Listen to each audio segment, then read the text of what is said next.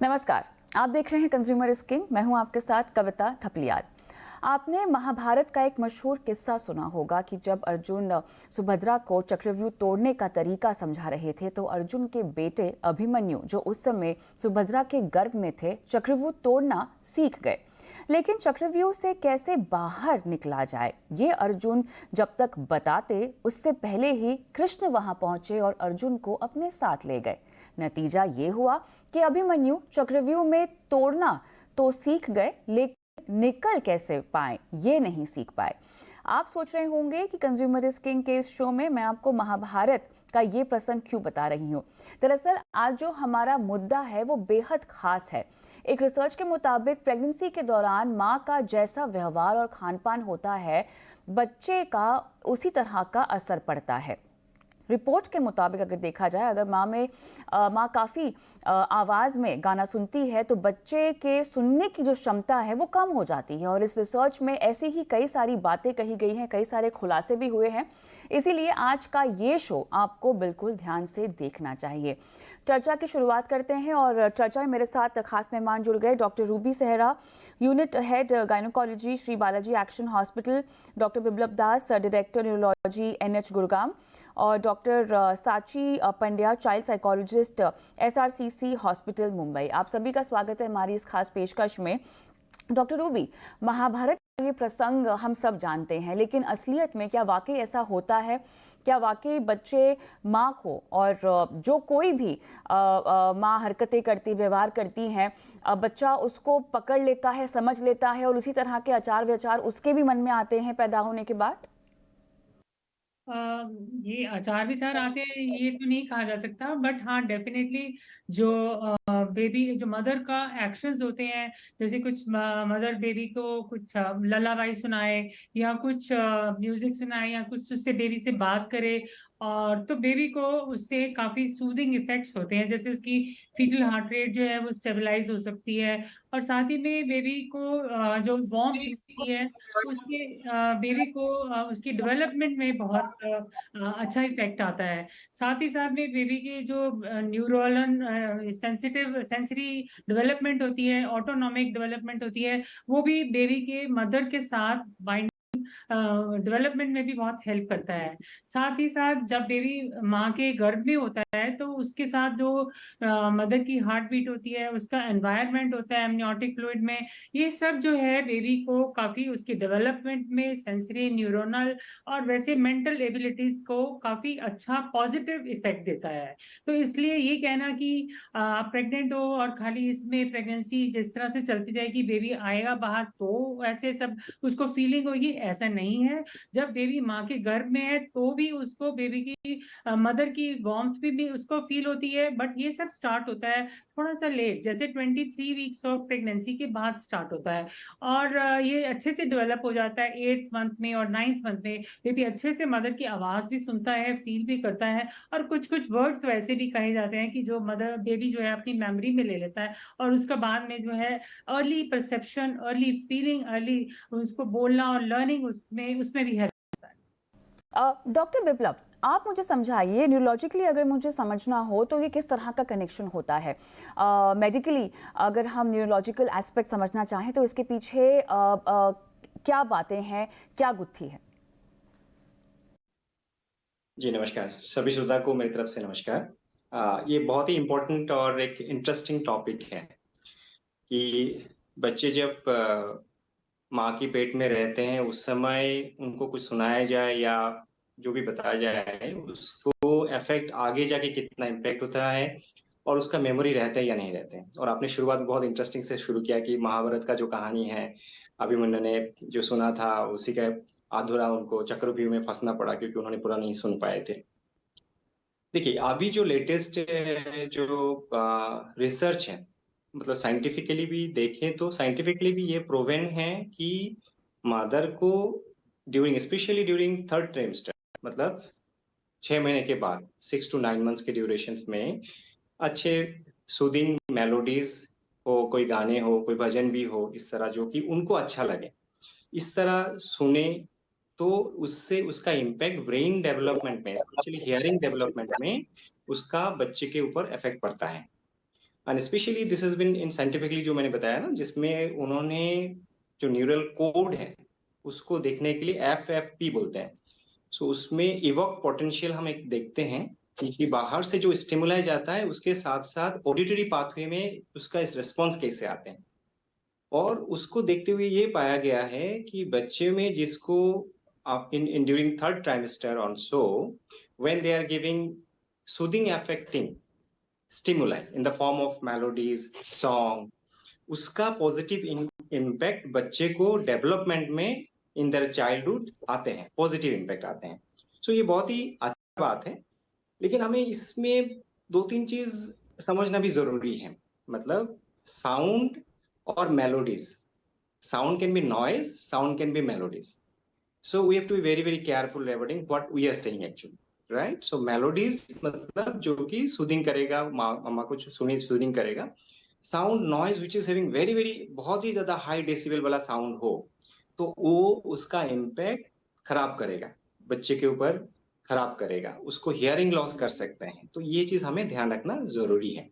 चलिए डॉक्टर साची, थोड़ा सा साइकोलॉजिकल लेवल भी समझना होगा कि किस तरफ से यू नो आजकल बहुत सारी ऐसी जब प्रेगनेंसी की बातें पता चलती हैं हमारे आसपास भी, जब महिलाएं होती हैं तो एक कॉमन चीज़ जो देखने में आती है वो ये है कि वो गर्भ संस्कार क्लासेस लेने जाती हैं। आजकल ये सब बहुत ट्रेंड में आ गया है कि आप प्रेग्नेंट हो तो फिर कैसे आपके बच्चे को आप ब्रिलियंट बनाएं, इंटेलेक्चुअली उसको कैसे स्टिमुलेट कर सकते हैं, किस तरह के शौक आपको अपने बच्चे में पैदा करने चाहिए। इस तरह की अलग ट्रेनिंग होती है जो माताएं प्रेगनेंसी के दौरान लेती हैं।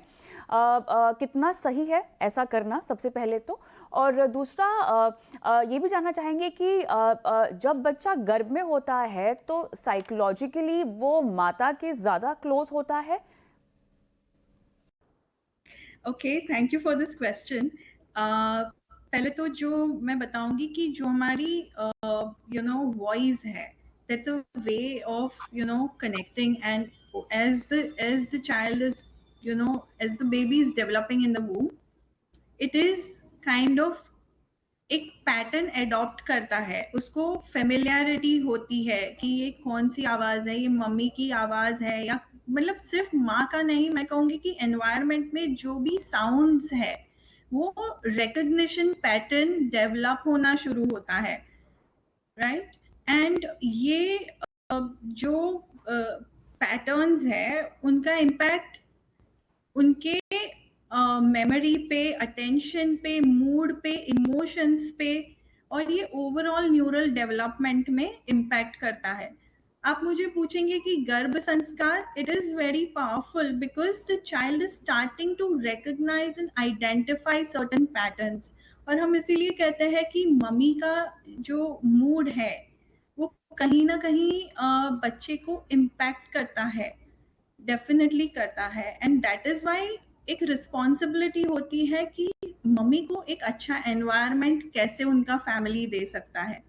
That is also very important. The whole burden should not be on the mother, but even the parent, the father is also involved, and the child is, as the child is growing in the womb, it is recognizing the differences in the tones and the patterns of the voice and the messages.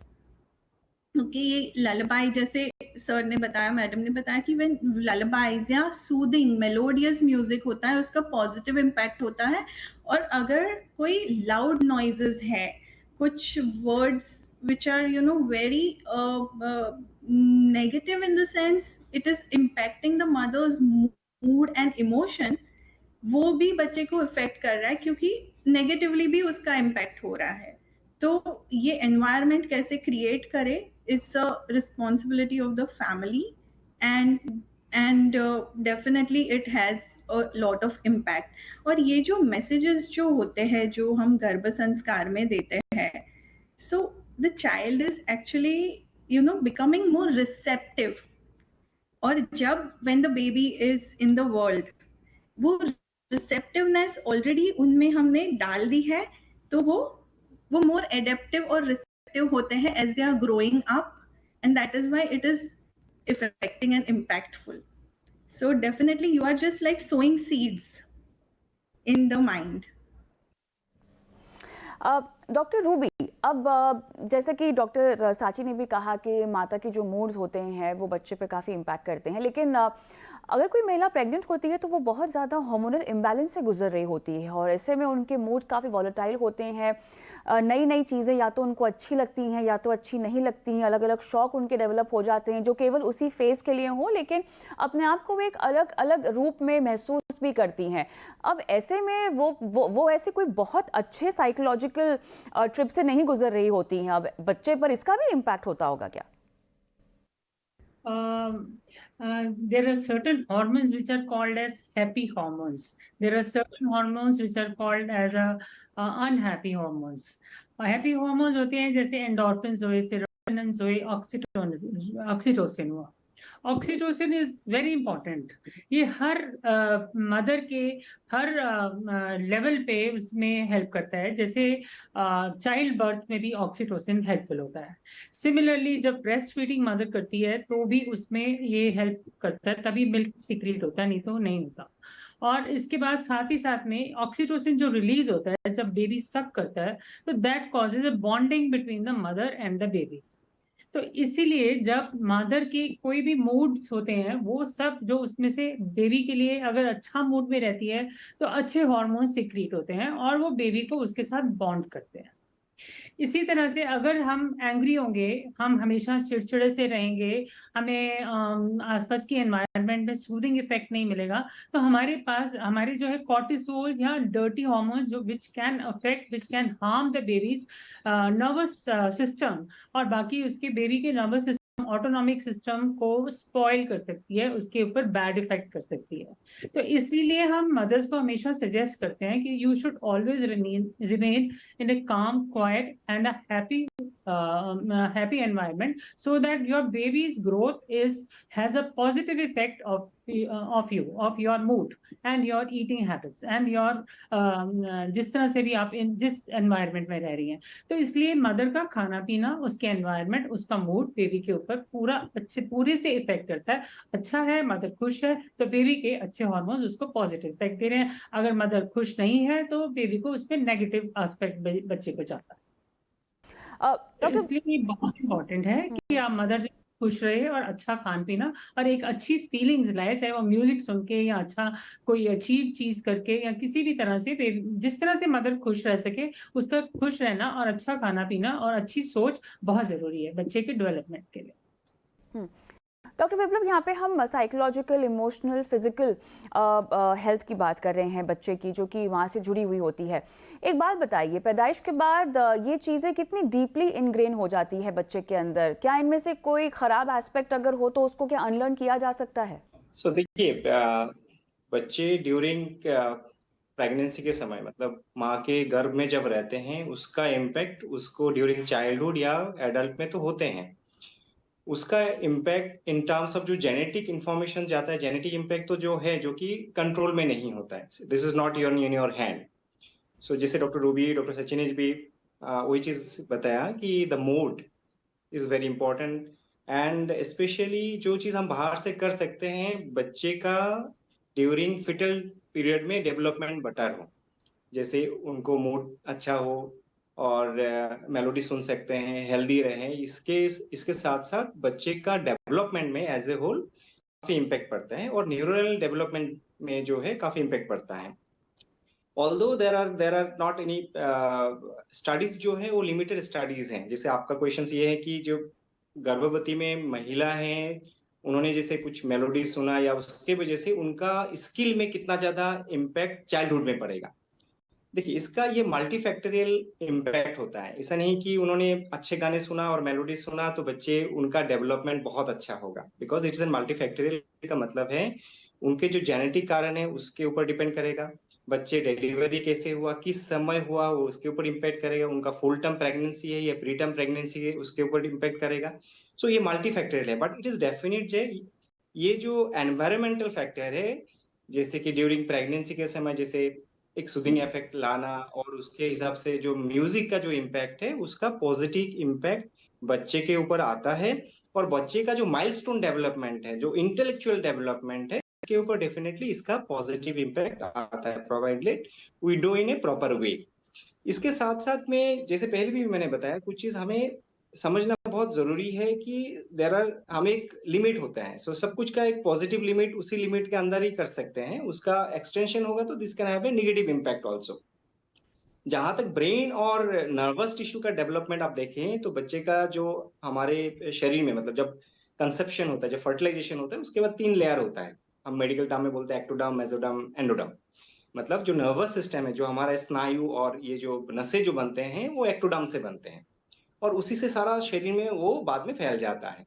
और ये during pregnancy में मतलब 2 second week में 4th week मतलब 1 महीना के बाद वो बनना शुरू हो जाता है। और हियरिंग का जो कैपेसिटी है, जो सुनने वाला बच्चे जिसके ऊपर रिस्पॉन्ड करता है, वो आपका 2 महीना by the end of 2-3 months बच्चा स्टार्ट रिस्पॉन्डिंग मतलब वो उनको इमोशनल रिस्पॉन्ड आ जाता है। इवन बच्चे को कहीं पे भी चोट लगता है ड्यूरिंग प्रेगनेंसी में, so there is some respond in terms of जैसे उनका हार्ट बीट बढ़ जाना, ये सारा रिस्पॉन्ड आना शुरू हो जाता है। बट आप मुझे पूछेंगे कि उनका इम्पैक्ट ज़्यादा कब आता है? तो आता है 6 मंथ्स के बाद। सो 6 मंथ्स के बाद इसका इम्पैक्ट काफ़ी ज़्यादा उसको ड्यूरिंग चाइल्डहुड में उसका रहता है। तो इसीलिए during that period what are the जो भी हम एनवायरमेंटल फैक्टर्स बेटर कर सकते हैं, उसके हिसाब से उसका आउटकम और इंटेलेक्चुअल डेवलपमेंट और न्यूरल कोडिंग डेवलपमेंट जो है, specially the fine skill development जो बच्चे का होता है, उसका इम्पैक्ट रहते हैं। So it is always an positive impact during childhood development. Alright. Doctor Sathi, जैसे कि हम डिस्कस कर ही रहे हैं और काफ़ी सारी बातें हम समझ में आ रही है कि कैसे बच्चे की मानसिकता, उसके व्यवहार और उसकी इमोशनल टेंडेंसीज कनेक्टेड होती हैं माता से। अब जैसे कि रिपोर्ट में भी कहा गया है कि अगर माता बहुत ज़्यादा लाउड म्यूज़िक सुनती है तो हो सकता है कि बच्चा उसकी सुनने की शक्ति थोड़ी सी कम हो। अगर आप हमेशा चिड़चिड़े रहते हो या अगर आपको बहुत गुस्सा है तो हो सकता है कि आपका बच्चा भी उसी तरह की क्वालिटीज़ लेकर पैदा हो। अब मुझे ये समझना है कि क्लोजनेस जो होती है वो बच्चों की ऑफ कोर्स एक बॉन्ड क्योंकि माँ के साथ ज़्यादा होता है और जैसे कि हम कहते भी हैं कि बच्चे जो हैं वो जितना पेरेंट्स में अगर पिता के साथ रहें लेकिन 9 महीना हमेशा ज़्यादा भारी पड़ता है अगर हम बॉन्ड की बात कहें, अगर इमोशनली कनेक्ट की बात कहें पिता के मुकाबले। सवाल यहाँ पर यह है कि अब बहुत सारी माताएं जो हैं जब प्रेग्नेंट होती हैं तो कभी कभी उनके केस सिवियर हो जाते हैं, कॉम्प्लिकेशंस आ जाती हैं। अब ऐसी सूरत में क्या बच्चे की हेल्थ भी खराब होती है?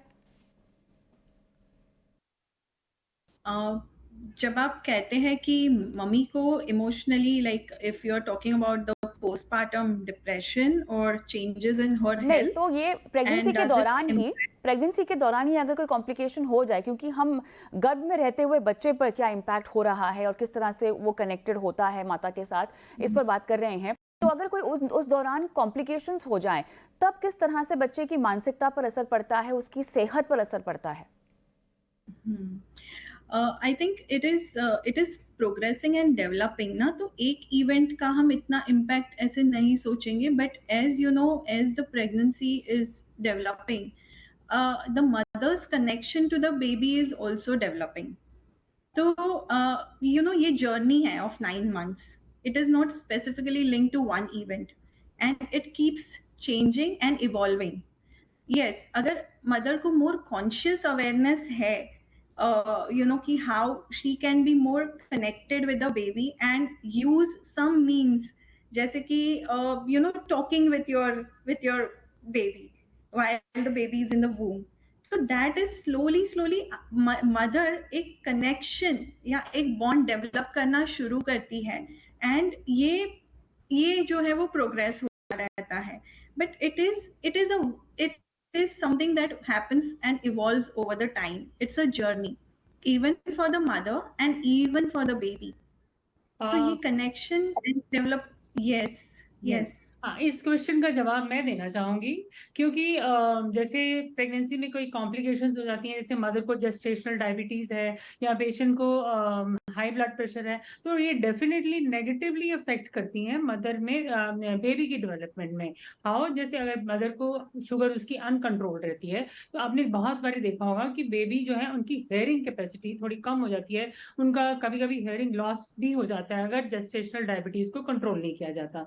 सिमिलरली अगर आपको हाई ब्लड प्रेशर है, अगर आपके यूट्राइन ब्लड फ्लोज, जो कि हम कलर डॉपलर एक इन्वेस्टिगेशन है, it is a form of an ultrasound, और उसमें अगर हमें आता है कि उसमें बच्चे में ब्लड फ्लो कम जा रहा है, उसकी अम्बिलिकल कॉर्ड में ये ब्लड फ्लो कम जा रहा है, या उसके ब्रेन में एक एमसीए मिडल सेरिब्रल का फ्लो जो है वो उसमें रेजिस्टेंस ज्यादा हो गया, ऐसे में डेफिनेटली बच्चे के उसके ब्रेन के ऊपर इफेक्ट पड़ता है, उसकी डेवलपमेंट पे इफेक्ट पड़ता है। और अगर ऐसे में अगर हमें जानते हुए भी लग रहा है, हमने अल्ट्रासाउंड कराया, इन्वेस्टिगेशंस कराया, उसमें बच्चे में ब्लड फ्लो कम जा रहा है, उसके ब्रेन में कम जा रहा है या उसके बाकी ऑर्गन्स में कम जा रहा है, तो डेफिनेटली जब बच्चा, अगर हम वेट करते हैं तो बच्चे को अंदर पेट में ही कुछ हो सकता है, मतलब किसी तरह की भी फीटल हार्ट की एबनॉर्मेलिटीज आ सकती हैं, उसकी मूवमेंट्स कम हो सकती हैं, और अगर ज्यादा एक्शन ना लिया जाए, तो अगर ज्यादा देर हो जाए तो बच्चे को अंदर भी कोई problems, I don't want to take the word, but अंदर ऐसे में डिमाइस भी हो सकता है। तो इसलिए जैसे ही अगर हमें कोई कॉम्प्लिकेशन हो, इसको हमें लाइटली नहीं लेना चाहिए, अपने हेल्थ प्रोफेशनल से इमीडिएटली कॉन्टैक्ट करके सही टाइम और मोड ऑफ डिलीवरी डिसाइड करके बेबी को आउट कर देना चाहिए, बेबी की डिलीवरी कर देनी चाहिए, इससे पहले कि परमानेंट डैमेज हो जाए बच्चे के ब्रेन में या बच्चे की और मेंटल कैपेसिटीज में। तो इसलिए जो इन्वेस्टिगेशंस हैं during pregnancy, they are also important and should be taken seriously. Thank you for answering this, madam, from the physical and development perspective. But Yeah. yes, and when you're talking about the connection, it is evolving. Yeah. No matter what, it is going to evolve over the time. If the blood supply is less to the baby's brain, Yes. nothing is going to develop. It is rather going to damage the nervous system. Absolutely. So we have to be So- very careful about the blood supply. By if there is any problem, it should be dealt with as early and as possible. Yes. बिल्कुल। चलिए, तो इसका absolutely. हमने एक physical और mental impact और emotional bonding में, क्योंकि वो ग्रो होती रहती है, उसकी भी समझाइश ले ली है। अब कुछ चीज़ें यहाँ पर बच्चे को शार्प बनाने के लिहाज से डॉक्टर बिप्लब, अगर माताओं को करना चाहिए, प्रेगनेंसी हार्मोनल इम्बैलेंस और वोल्टिलिटी का भी एक समय होता है, न्यूरोलॉजिकली आप क्या सलाह देना चाहेंगे कि माताओं को थोड़ा सा और केयरफुल होना चाहिए इन बातों को लेकर? आपने पूछा कि न्यूरोलॉजिकली क्या क्या चीज ख्याल रखना चाहिए मदर को, है ना, जी। बच्चे के वेल डेवलपमेंट के लिए। इसके बारे में बताऊंगा कि मदर को पहले से कोई न्यूरोलॉजिकल डिसऑर्डर है, पहले से कोई बीमारी है, उस समय उसका जो दवाई है प्रॉपरली लेना चाहिए। मैं बहुत ही स्पेसिफिकली मैं बोलना चाहूंगा दौरे वाली चीज, जो बहुत ही प्रैक्टिकली मिलता है। Doctor Ruby and doctor Satish, they might agree also. क्या होता है हमारे समाज में, किसी व्यक्ति को दौरे पड़ते हैं और दौरे पड़ते हुए सीजर जो होता है, दौरे पड़ते दौरे कंट्रोल हो जाता है, तो उनको लगता है कि दौरे कंट्रोल हो गया भाई, अभी दवाई प्रेगनेंसी हो गया, बच्चे के ऊपर इफेक्ट आएंगे, दवाई बंद कर दो।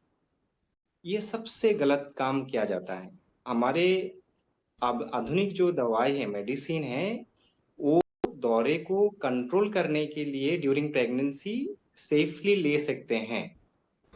0.5% 1% रिस्क रहते हैं, बट उससे ज्यादा रिस्क होता है कि आप दवाई बंद कर देंगे और दौरे पड़ते हैं तो बच्चे के ऊपर उसका इम्पैक्ट काफी ज्यादा होता है, और उसके वजह से, दौरे की वजह से एबॉर्शन भी हो सकता है। Madam will also agree for that, है ना। सो मैं आपने जैसे बताया कि न्यूरोलॉजिकल डिसऑर्डर मदर का और बच्चे का वेलबीइंग के लिए क्या होगा, तो न्यूरोलॉजिकल डिसऑर्डर जो मदर को पहले से है, उसमें से एक इंपॉर्टेंट चीज होता है जैसे दौरे पड़ना, तो दौरे की दवाई रेगुलर लीजिए। उसमें से दवाई कौन सा लेना है, कौन सा प्रकार का दवाई लेना है, क्योंकि बहुत सारा दवाई होता है जो हम ड्यूरिंग प्रेगनेंसी चेंज करते, जो सेफेस्ट दवाई है उसके ऊपर चेंज कर देते हैं।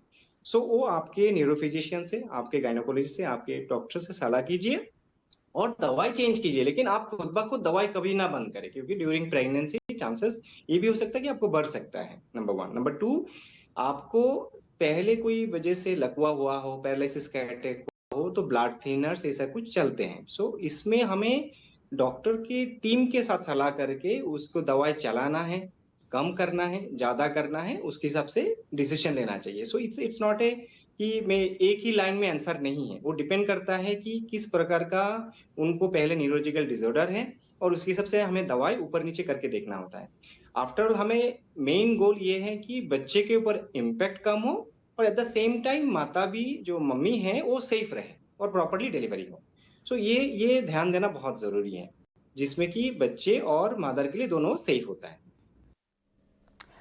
ऑलराइट, चलिए मेरे ख्याल से इसी के साथ इस चर्चा को यहीं समाप्त करते हैं। बहुत अहम बातें जिन पर हमने चर्चा की, और प्रेग्नेंट माताएं, आपको इन सब बातों का ध्यान देना बहुत ज़रूरी है, और माता के साथ साथ पूरे परिवार को भी मेरे ख्याल से इन बातों पर गौर करना बहुत ज़रूरी है। बहुत बहुत धन्यवाद आप सभी का इस खास पेशकश में शामिल होने के लिए। मुझे भी इजाज़त दें। नमस्कार।